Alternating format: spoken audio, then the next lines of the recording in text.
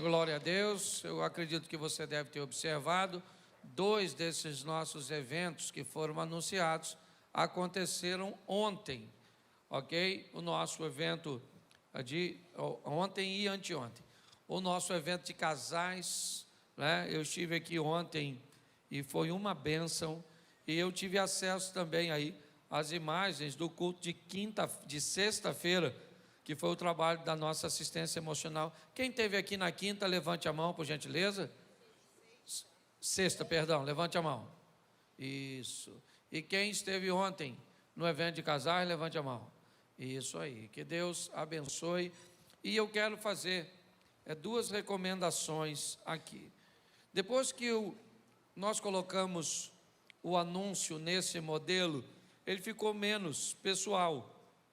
Agora ele está mais impessoal e muitas pessoas às vezes fazem com que o anúncio fique meio despercebido, e um deles é da nossa assistência social, onde nós trazemos 1 quilo de alimentos para ajudar outras pessoas.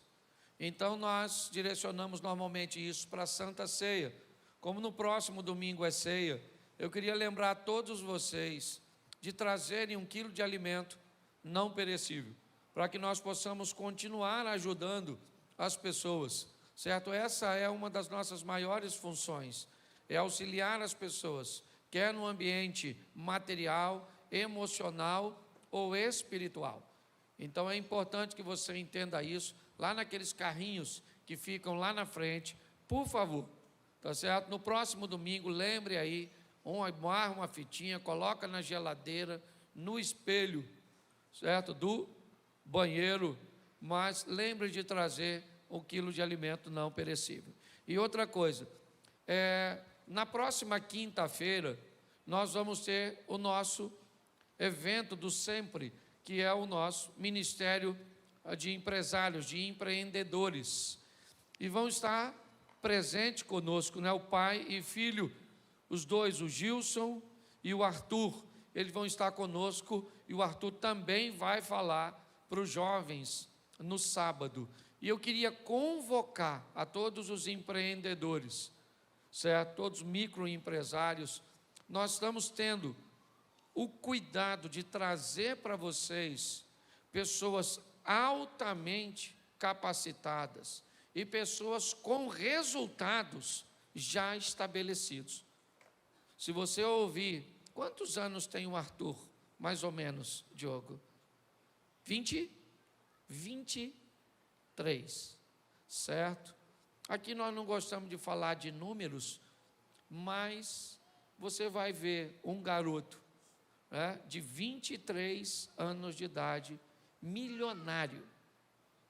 E não tem a ver simplesmente com o valor. O mais legal da conversa quando eu tive com eles é que o pai dele, apesar de ser extremamente bem posicionado no mercado de trabalho, deixou o mercado de trabalho para trabalhar com ele.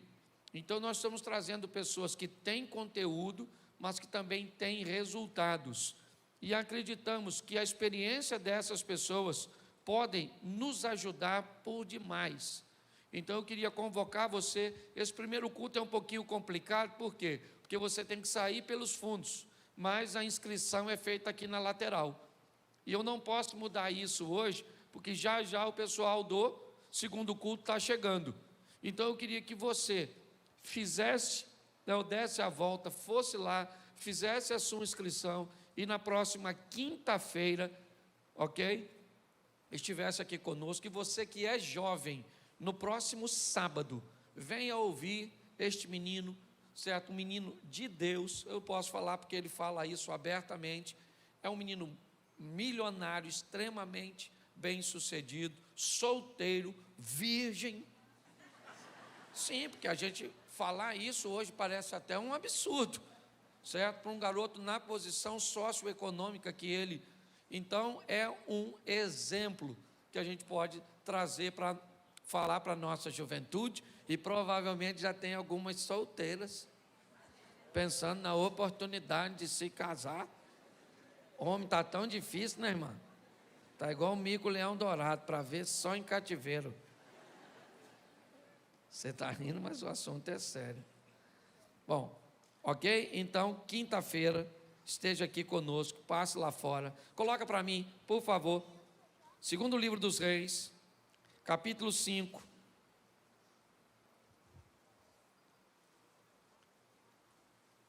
Verso de número 1. Hoje eu quero falar das decepções. Eu preciso falar com você de ambientes cujos quais nos decepcionam e como nós precisamos aprender a nos comportar nesses ambientes desafiadores, certo? Muitas vezes nós queremos fazer a coisa certa, nutrimos a expectativa certa, mas quando chegamos no resultado, ele não é o que nós esperávamos.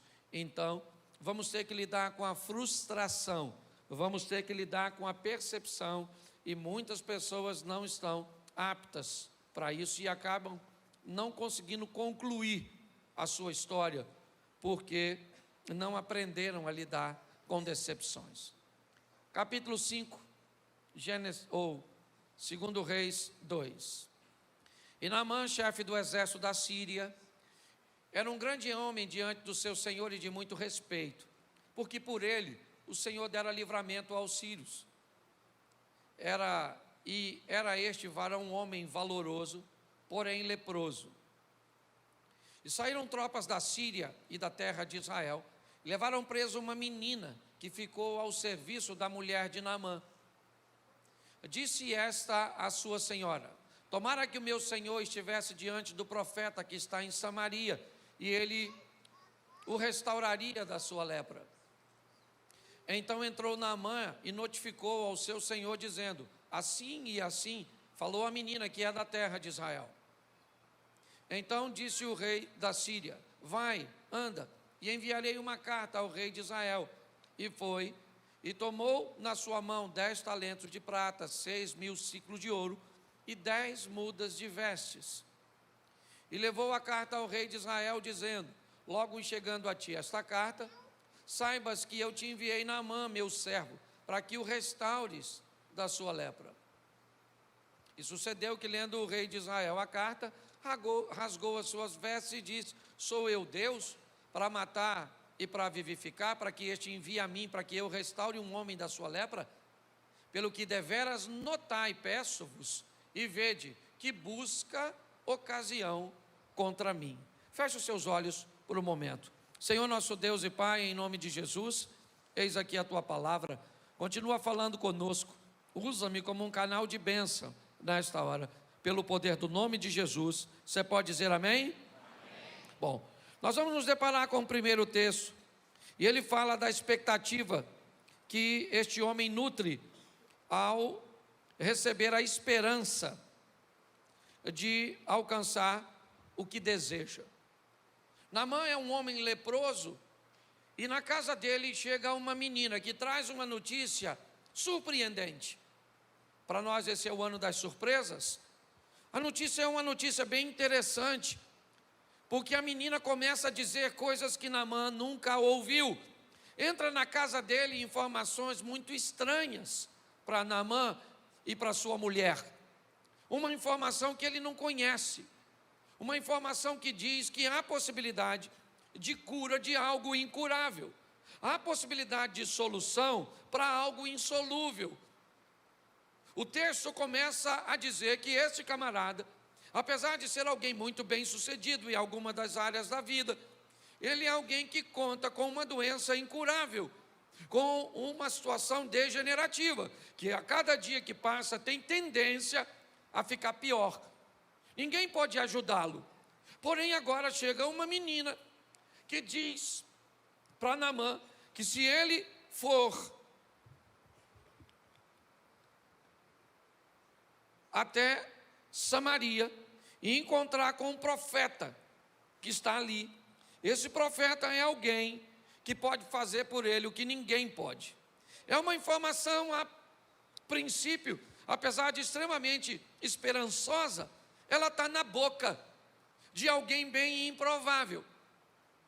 Ela está na boca de uma menina que é estrangeira, há um distanciamento, não tem como verificar a informação, não dá para saber se é verdade, se não é, se a menina está querendo ganhar crédito com seus patrões, receber algum benefício. Por que é que uma menina que é levada escrava vai querer o bem daquele que a escravizou? Não faz muito sentido o que está acontecendo na casa de Naamã. Mas o que eu quero que você entenda é que ele era um doente, então inevitavelmente havia nele o desejo de acreditar naquela informação. Porém, muito mais que o desejo de acreditar, havia um padrão que Naamã construiu na sua mente. Eu queria que você atentasse para o que disse a menina para ele ou para sua esposa. Se ele estiver diante de um profeta que eu conheço, que está em Samaria, este profeta o restauraria da sua lepra. Naamã recebe o endereço certo, mas na hora de ir foi para o errado. A informação está corretinha. Vá ao profeta que está em Samaria, provavelmente em Dotã, onde residia Eliseu. Mas como ele é um oficial, como ele é um militar, ele segue a mentalidade. E ele então leva uma carta de seu rei para o rei de Israel com a seguinte mensagem: eu estou enviando o meu servo, um homem, respeitado por mim, e você cura ele da lepra. Quando Naamã entrega a carta, o rei de Israel se desespera, porque ele acha que aquele é o motivo para que a guerra torne a acontecer. Ele acha que é um motivo provocativo. Inevitavelmente, ele rasga suas vestes, e a visão de Naamã daquele ambiente é altamente decepcionante. A menina na casa dele nunca disse para ele: vá ao rei de Israel. A mensagem é: procure um profeta que está em Samaria. Mas ele não fez isso. Sabe qual é o grande desafio que muitas pessoas se decepcionam na sua caminhada? É que a Bíblia manda você para o endereço certo, mas você procura o errado.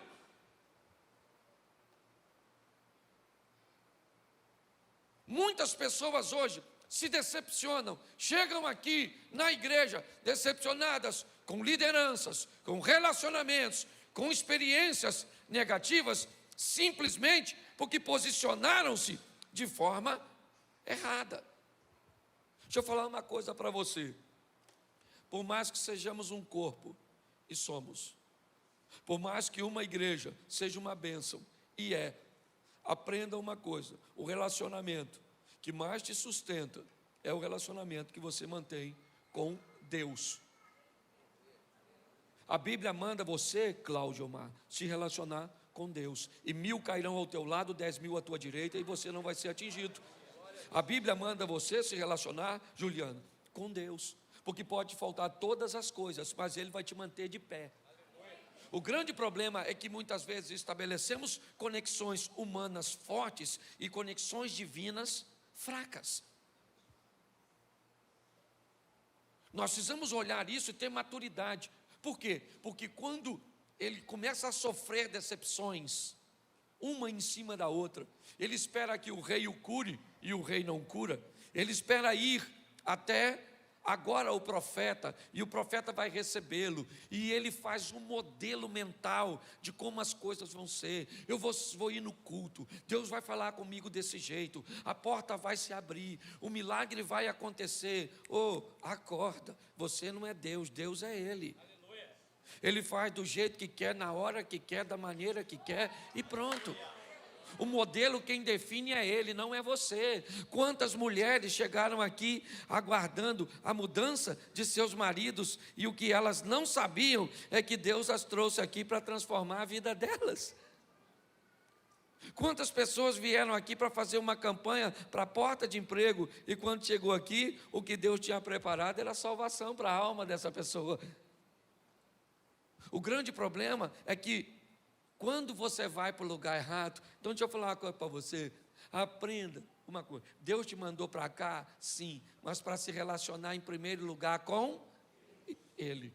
Antes de receber a sua porta de emprego, aquelas coisinhas que parece que tem tudo a ver com você. Porque você vem para quê? Para receber uma cura, um milagre. Nossa, não é sobre você, é sobre Ele. Você vem para cá para que o nome dele seja glorificado através da sua vida. Você veio para cá porque ele é o Deus Todo-Poderoso que entregou o Filho na cruz para te dar vida eterna. Você veio para cá para agradecer a ele, não por aquilo que ele vai fazer, mas por tudo aquilo que ele já... O restante é só bônus. É assim que funciona. Quando eu olho para esse cara, ele fica decepcionado de olhar tudo aquilo que ele está vivendo. Então, que eu vejo gente indo para o lugar certo, mas às vezes com o propósito errado. Nós temos que ter cuidado com isso. Quando nós olhamos para essa história, é isso que eu vejo. Alguém que está desapontado com as situações. Por quê? Porque o modelo não é o que ele estabeleceu. Se você vai se relacionar com Deus, acorda. O modelo é dele. É ele que faz do jeito dele, é ele que entrega. Se quiser curar, cura. Se não quiser, ele leva e pronto. Ah, pastor, queria... minha mãe está com 95 anos. Dá para orar para ela não morrer? Claro que dá.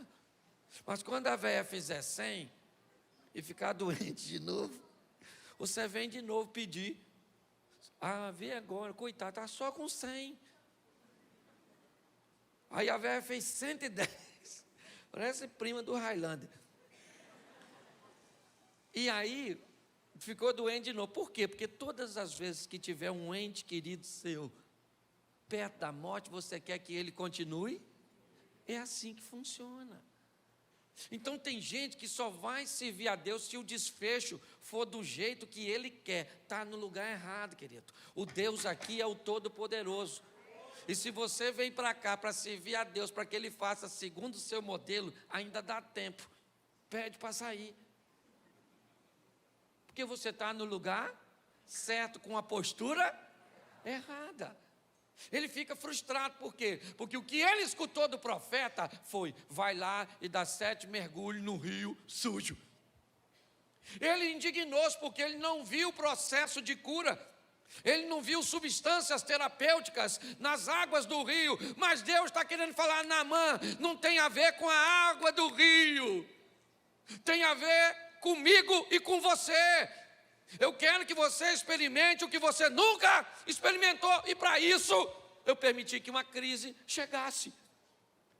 Você tem que entender que a crise que você enfrenta não veio na sua vida para te destruir, ainda que ela possa fazê-lo.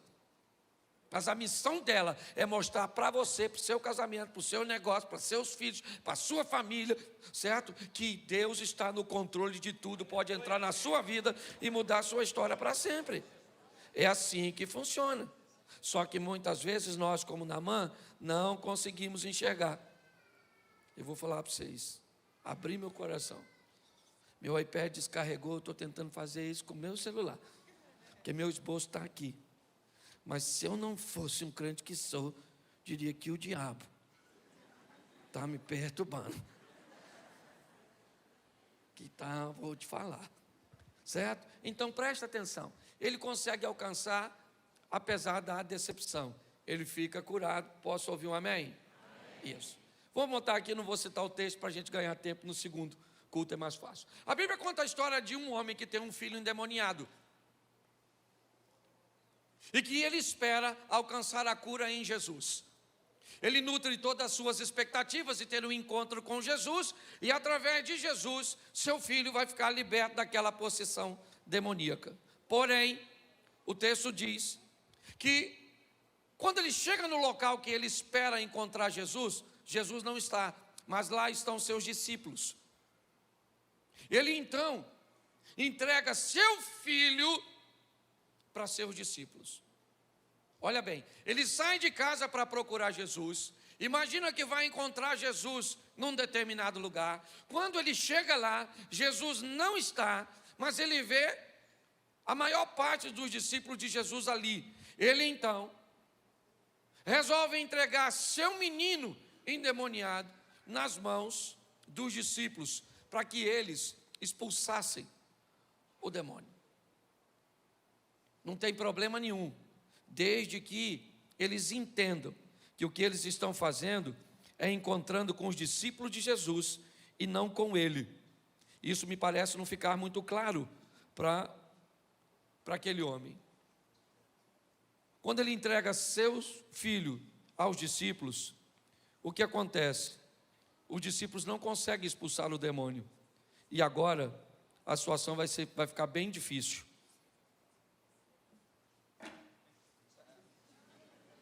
Deixa quieto. Certo? Porque senão eu vou ficar prestando atenção ali, não vou. Então presta atenção. Quando ele chega com a expectativa: meu filho vai ficar liberto. E de repente ele vê sua particularidade virar um espetáculo. De repente ele vê sua privacidade sendo exposta.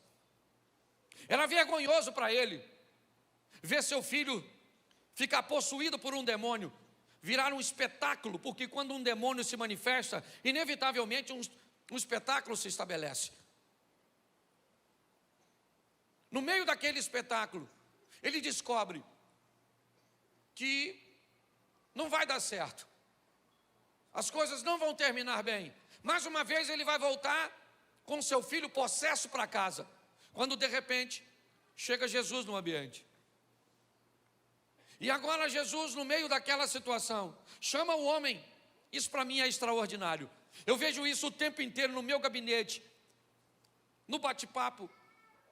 Como é que as pessoas vêm de outros lugares com as experiências negativas? Agora aquele homem está diante de Jesus. Jesus pode fazer por ele o que ninguém pode fazer. Mas quando Jesus pergunta a ele se ele quer ver seu filho curado, se ele quer ver seu filho liberto, ele olha e diz: eu tenho um problema.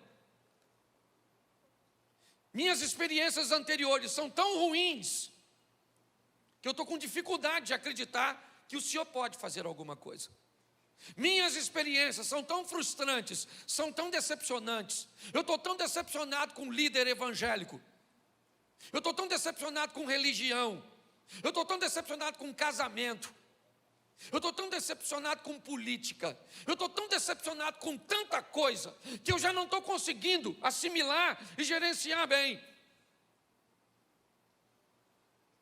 E de repente ele olha para Jesus e diz: se o Senhor puder me ajudar, faça alguma coisa. Jesus olha para ele e diz: nós temos um problema. Se você consegue acreditar, apesar de todas as suas decepções, eu sou capaz de fazer. Não venha lidar comigo com as decepções de outras pessoas. Me parece que você está duvidando de mim porque você já foi em muitos lugares que não conseguiu resolver seu problema. E agora você me procura, marcado por decepções anteriores. Aprenda uma coisa: seus relacionamentos anteriores não vão definir o relacionamento que você mantém comigo. Se está decepcionadinho lá fora, aprenda a resolver suas emoções, porque quando vem para a minha presença, eu não sou homem para que minta, não sou filho do homem para que se arrependa. Se eu falar, eu faço. Hoje, o grande desafio da maior parte das pessoas é que as experiências que elas mantiveram lá atrás são tão ruins, sabe? Que elas agora, quando têm a oportunidade de viver um milagre, às vezes elas estão diante de seu milagre. É assim que acontece. Mas e agora? Como é que elas fazem? Como é que ela reage? Me parece que o passado vem à tona na mente delas, bloqueando a capacidade de viver o que tem. Eu não sei de onde você veio, eu não posso mudar seu passado. Não. Ah, pastor, eu me divorciei, eu fiz isso, eu fui aquilo. Seu passado não me incomoda. O que me incomoda é o que você planeja fazer do seu futuro. Isso sim. Eu não posso mudar. Eu posso te influenciar a viver um estilo de vida extraordinário. Quando nós olhamos para esse ambiente, o que nós estamos vendo? Também naquele homem, inicialmente, ele sempre procurou o quê? O certo, a libertação de seu filho, sempre no lugar errado. Nós vemos isso o tempo inteiro na Bíblia e na vida das pessoas. Vamos mudar de texto? Vamos para Jacó. O que ele queria? Ser grande. O que ele queria? ser um vencedor. O que ele queria? Ser a bênção. O que ele tinha? A bênção. Antes dele nascer, Deus falou com a mãe dele: no seu ventre tem 2 nações, e o maior serve o menor. Quem é o maior? Esaú. Quem é o menor? Jacó. O que Deus disse? Ele já era grande antes de nascer. Mas por que ele lutava por uma grandeza? Porque ele achava que seu sucesso estava em comprar, em adquirir alguma coisa de seu irmão. Ele deseja a coisa certa, porém no lugar errado, da forma errada. E ele fica muito frustrado, porque o que ele planejava, segundo o modelo dele, era o quê? Era ser o líder de seu clã, era substituir talvez seu pai, o que para ele era algo extraordinário. Porém, a maneira cuja qual ele tentou estabelecer, esse que é o grande problema nosso. Nós queremos as coisas segundo o nosso modelo, e dizemos que o Senhor é o nosso Deus. Se Ele é o nosso Deus, as coisas vão ser de acordo com o modelo que Ele estabeleceu e pronto. Se você gosta ou não, isso não muda. O grande desafio nosso é ter que lidar com esse ambiente de desconforto, de decepção, que muitas vezes enfrentamos. Se nós não entendermos isso, gente, nós vamos ter sérios problemas. E aí, me perdoe o que eu vou falar, mas por que pessoas muitas vezes migram de um ambiente religioso para o outro? Porque é mais fácil mudar de igreja do que mudar de postura. Porque é mais fácil mudar de igreja do que corrigir comportamento. Quando nós olhamos, nós vemos o quê? Ambientes decepcionantes, seja ele no coração, a de Naamã, seja ele agora no coração deste homem que vai lidar com Deus dessa forma. Quando nós olhamos para a historinha do homem que está no tanque de Betesda, o que vemos? A mesma coisa. O que ele está? Decepcionado com as pessoas.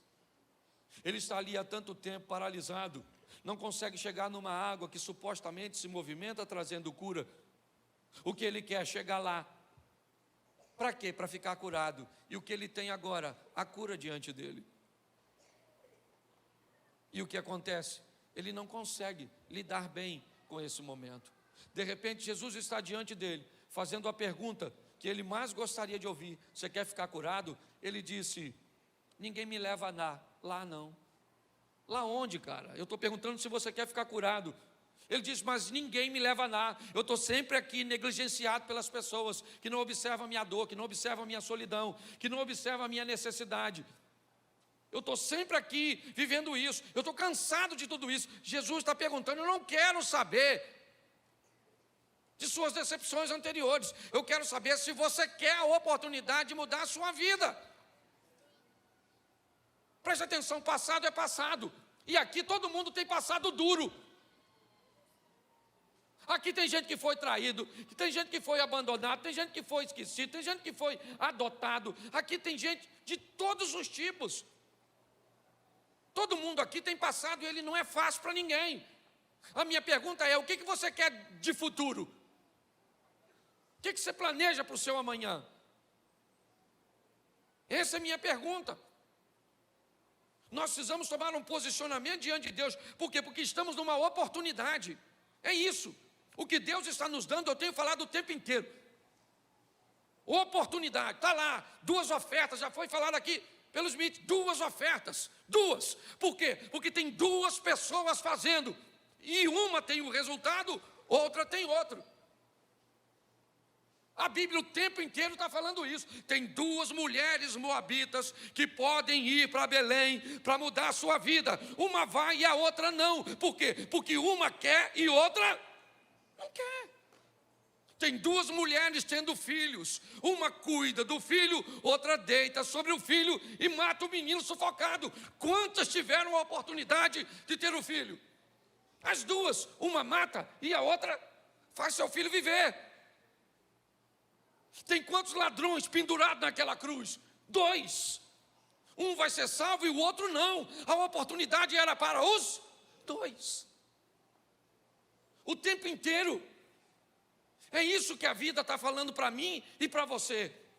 É isso, Deuteronômio 30. Diz o quê? Em verdade hoje tenho posto diante de vós vida e morte, bênção e maldição, e eu aconselho a vocês a viver a vida para que viva tu e a tua descendência. Opções. O problema é que a opção vitoriosa, ela requer protocolos, posicionamentos, ela requer postura, que muitas vezes nós não estamos dispostos. A verdade é essa. Olha bem, Saul e Davi, ou melhor, Jacó e Davi estão diante da mesma situação. O que eles têm? A proposta de serem grandes. Quem é o impedimento de Jacó? Esaú. Quem é o impedimento de Davi? Saul. Saul. Preste atenção, a situação é a mesma. Quem é que impede Jacó de ser o primogênito? Esaú. Quem é que impede Davi de ser rei? Saul. Qual é a diferença? É que Jacó quer subtrair de Esaú o que Esaú tem, e Davi quer esperar o que Deus vai fazer para colocá-lo no lugar onde sempre disse que ele estaria. O grande desafio nosso é esse, sabe? Assumimos uma postura correta de um Deus que quer entrar na nossa vida para viver conosco, não um momento, mas uma história. O grande problema, você quer ver? Lucas capítulo 2, diz assim: Pedro pesca a noite toda, não pega nada, volta de barco vazio na manhã seguinte, cansado, com sono, com o barco vazio, redes sujas e frustrado de uma noite extremamente decepcionante. Bom, o que ele faz quando chega em terra? Puxa seu barco para um ambiente seguro, pega suas redes, revira suas redes, sabe aqui? Quem aqui já soltou pipa? Levanta a mão. Isso, lembra quando você soltava a pipa no meio do mato? E aí você tinha que puxar muito, porque não dava tempo, porque você estava lá em cima, certo? E aí agora então você olha para o chão e sua linha está toda, então você vai na ponta da linha e começa a revirar. Para quê? Para desembolar a linha. Pedro está no mesmo processo. O que ele olha são redes sujas, barco vazio, decepção, cansaço, sono, tudo isso. E o que ele faz? Ele revira as suas redes para remover delas aquilo que ele nunca quis pegar, que foram as folhas, as algas, as sujeiras. Por quê? Porque de noite ele vai sair para pescar de novo. Pedro não pode ser paralisado por uma decepção anterior. É isso. Ele tem que vencer tudo isso.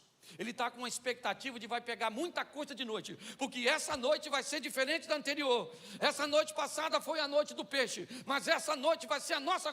Vamos lá, André, vamos lá, Tiago, vamos lá, João. Quando de repente o chefe dos crentes vem andando na areia, Jesus de Nazaré, entrou no barco de Pedro, que acabou de lavar as redes, e disse: vamos dar uma pescadinha, vamos dar uma palavrinha? Bota o seu barco na água que eu vou pregar, vai virar meu púlpito. Pedro deve ter falado: estou cansado, pois pega um barco aí. De gente que nem saiu, pô. Não quero entrar no seu. Vamos dar um pulinho ali? Eu vou usar seu barco. Pedro deve ter falado: tá bom, esse camarada. Segundo Lucas, esse é o primeiro encontro de Jesus com Pedro. Provavelmente Pedro já ouviu falar dele, mas ainda não fazia parte da patota. E agora, Jesus entra no barco, eu imagino Pedro com sono, escutando aquela palavra que devia ser maravilhosa, mas sono é sono, certo? Por melhor que seja, eu imagino ele lá, igual você quando vem do trabalho, dia de semana, que se o pastor perguntar: quem quer ir para o inferno? Fala um amém. Já lotou um ônibus, certo? Você já fez isso, é ou não? Escute só. E agora nesse ambiente, nós olhamos, Jesus termina de falar e diz para Pedro um improvável: aí Pedro, vamos pescar? Pedro deve ter falado: amador, sempre os amadores, não sabe a hora certa, não sabe nada, mas vamos embora, vamos embora. Saiba de uma coisa, eu contei uma história aqui, vou repetir ela para vocês. Porque você precisa saber e lidar com quem faz. Não trate Jesus como qualquer um. Um pastor estava apacentando suas ovelhas quando de repente parou um camarada na beira da estrada com um carrão. Olhou para o pastor que estava perto da cerca e disse: nossa, que rebanho bonito. Ele disse: minhas ovelhas. E o homem disse: se eu acertar quantas ovelhas o senhor tem aqui, o senhor me dá uma? E o pastor disse: dou. Ele abriu um dispositivo, acionou um satélite, tirou uma fotografia, fez uma barra de cálculo e disse para o pastor: tem 1.343 ovelhas no seu rebanho. O pastor falou: caramba, é isso mesmo. Ele disse: então posso pegar uma das ovelhas? Ele disse: claro. Pegou uma ovelha e botou no carro. Aí o pastor falou: posso te fazer uma pergunta? Ele disse: pode. Se eu acertar com a sua profissão, você me devolve a minha ovelha? E o camarada falou: devolvo. Ele disse: o senhor é consultor? Ele disse: sou consultor. Como é que você sabe? Primeiro, você chegou aqui sem eu te chamar. Segundo, você me cobrou para me dar uma resposta que eu já sabia. E terceiro, o senhor não sabe nada do meu negócio, me devolve meu cachorro. Certo? Porque nem a diferença entre o cachorro e uma ovelha, você sabe. Aprende. Se você vai trazer alguém para a sua vida, traga alguém que vai fazer a diferença. Me perdoa os consultores aí, é só uma brincadeira, tá bom? Estou só brincando, vocês sabem que eu sou, ok? Mas observe bem. Se você vai introduzir alguém na sua vida, introduza alguém que sabe o que está fazendo. De repente Jesus diz para Pedro que está decepcionado, mas que vai pescar. Ele não desistiu da pescaria não, gente. Ele vai pescar de novo porque ele quer peixe. É do peixe que ele vive. Come também, isso aí. Isso, tem um pregador comigo aqui. Ele me abordou no restaurante, veio me dar um abraço. Falei: quem é você? Ele falou: sou sua ovelha. Olha só, então entenda bem. Quando nós olhamos para esse ambiente, o que nós vemos? Agora Jesus está diante dele e diz: vamos pescar? Pedro falou: vamos embora, cara. Vamos embora, estamos dentro, já estamos aqui mesmo. Esse horário não dá nada. Mas vamos embora. Ele queria peixe, sim ou não? Ele queria peixe, sim ou não? Mas Jesus queria pregar a palavra para uma multidão, sim ou não? E Pedro queria peixe para quem? Para ele. E Jesus queria falar para uma. E Pedro queria para. E Jesus queria para uma. E Pedro queria para. E Jesus queria para uma. E Pedro queria para. É só para você olhar para você, que Pedro, você e eu, não tem muita diferença. A diferença está nele. Ele sempre pensa no coletivo e você sempre pensa no individual.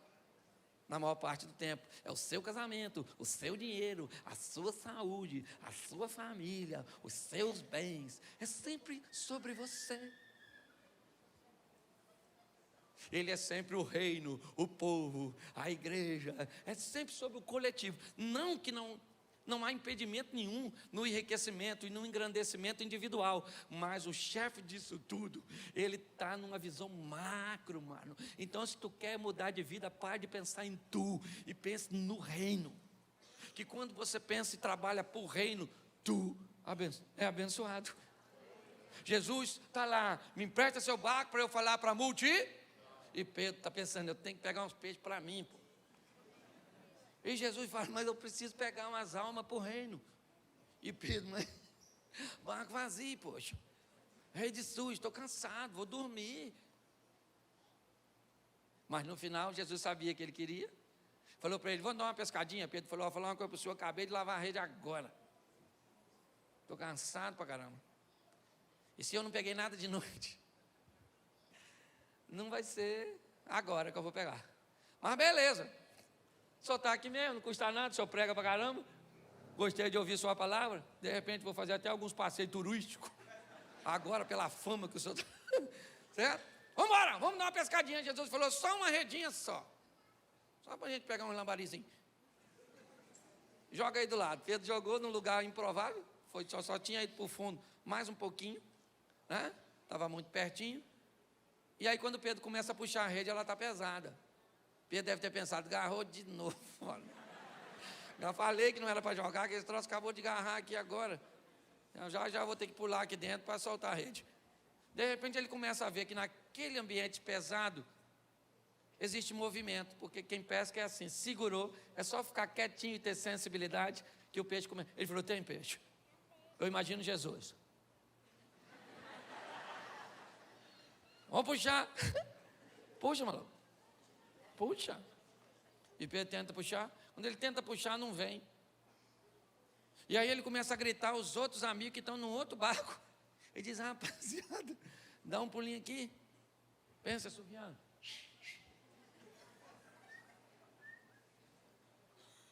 Alguém deve ter pensado lá, não pegou nada, ainda deve estar naufragando. Né? Deve estar afundando. Vamos lá, socorrer, Pedro. Chega lá, o que foi, Pedro? O que foi, irmão? O cara não prega só não. Isso pesca barbaridade. Vamos embora. E puxa os dois, conduz a rede até a areia. E quando chega na areia, Pedro foi lá com Jesus. Falou, aí, Jesus. Beleza? O senhor precisava do meu barco para pregar. Eu precisava do senhor para pegar os peixes.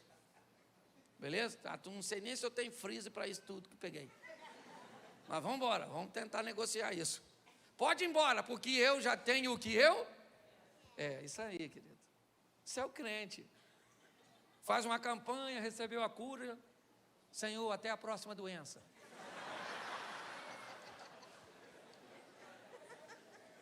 Você está rindo de quem? O povo aparece, desaparece na igreja como se Jesus fosse um utilitário. Estou com uma crise no casamento, vamos separar. Aí Jesus entra, separar o quê, mano? Não tem um homem melhor que esse, é isso aí mesmo, dona. Convence você de que ele é ruim, mas é seu. Certo? Às vezes essa é a função Às vezes a função do Espírito é não melhorar seu marido. Não. É tornar a senhora melhor para suportar essa carga que a senhora pegou. Certo? Aí, melhorou. Sabe o que a pessoa faz? Vai embora. E a gente continua por aqui, né? Porque a gente não pode ir embora. Estamos igual o Pedro. Para quem iremos nós? Se só o Senhor tem palavra de vida eterna. Então tem gente que vem aqui, pega a benção e vai embora. E o Satanás continua onde está. Certo? Aí ataca de novo. Aí vem a pessoa. Pastor, nossa. Numa luta. Fala, Conor McGregor. Isso. É MMA, de luta em luta. O que foi? Mas você não estava aqui? Pois é, eu estava, mas aí... Melhorou as coisas. Como melhorou, nós temos que ir embora para viver. E agora estamos sofrendo de novo. E tem gente que é assim. Por isso que tem gente que não pode ficar sem luta. Não pode. Tem gente que a vida não é vida, é um octogonal. Todo dia sobe um desafiante, querendo roubar seu cinturão. É assim que funciona. Pedro falou para Jesus, aí Jesus, valeu, pode ir embora. O senhor pesca pra caramba, nossa.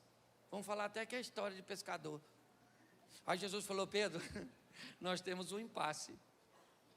Eu não entrei na sua vida para viver com você um momento. Eu entrei na sua vida para mudar a sua história para sempre. Essa redinha que você está usando, Pedro, agora a partir de hoje é só hobby. Até porque Pedro vai pescar de novo, é só você continuar lendo as escrituras. Mas a partir de hoje, Pedro, você anda comigo e vai ser pescador de homem. Pare para pensar. Seria muito legal se fosse sobre nós, mas não é. Tem dia que nós vamos para casa não querendo voltar para a igreja. Tem gente que a gente ouve, tem dia que a gente ouve histórias de membros da igreja que a gente gostaria de deixar tudo e seguir a minha vida, meu casamento com minha mulher, viajar. Mas não é sobre mim nem sobre ela, é sobre o reino. Tem dia que você está cansado, eu sei disso, mas tem algo maior que você. Você tem que vencer essas decepções da sua vida. E para isso você tem que ir para o lugar certo. Para onde? Para o altar. É para Deus, é Ele. O que você está sofrendo hoje? Está difícil de carregar? Vai lá. E ele fala, vinde a mim. O que ele falou? Vai para onde? Isso, vai lá no pastor Cláudio. Vai lá no psicanalista. Vai lá no agiota. Vai lá. Não, ele disse, vinde a mim, você que está cansado e sobrecarregado, eu vou fazer um negócio contigo. Você me dá esse fardo pesado seu e eu vou te dar um leve. Beleza, esse leve eu vou embora. Mas fique tranquilo, não vai para longe não, que você vai botar peso nisso. E já está pesado de novo, aí você volta aqui e troca comigo de novo. E nós vamos ficar nesse relacionamento, porque é assim que funciona. Sem Deus nós não podemos fazer nada. Eu não sei o que você precisa. Mas se tem uma coisa que você precisa, é se conscientizar. É assim que funciona. Não era nada disso que eu ia pregar. Que fique claro, estava tudo ali. E eu vou ver se eu consigo mudar alguma coisa para o segundo culto. Mas eu acho que eu estou pregando para mim mesmo, para dizer, Cláudio, Cláudio, Cláudio. Não se decepcione com o seu smartphone. Então não dá para decepcionar. Eu queria que todos os maridos e mulheres, você que está com o seu casamento aí, com a sua esposa, eu queria que você ficasse de pé. Marido e mulher, não é casado não. É quem está junto aqui, porque você é casado, mas está sozinho, sem o cônjuge. Então hoje você está avulso. Marido e mulher. Isso. Segura na mão. Isso. Da tribulação que está aí. Estou brincando, viu? Segura, olhe para ela e olhe para ele e diga assim, eu te amo assim mesmo. Querido. Não era nem para a gente estar junto. Fala. Você dá uma sorte danada que eu tenho um coração bom. Fala. Você não tem coragem de falar, você só olha e ri. Sou eu que falo, eu estou aqui de olho. Isso, deixa eu falar uma coisa para você. Eu quero declarar que você é casado para sempre. Quero declarar que a força que te une é muito mais forte do que tudo que está tentando te separar.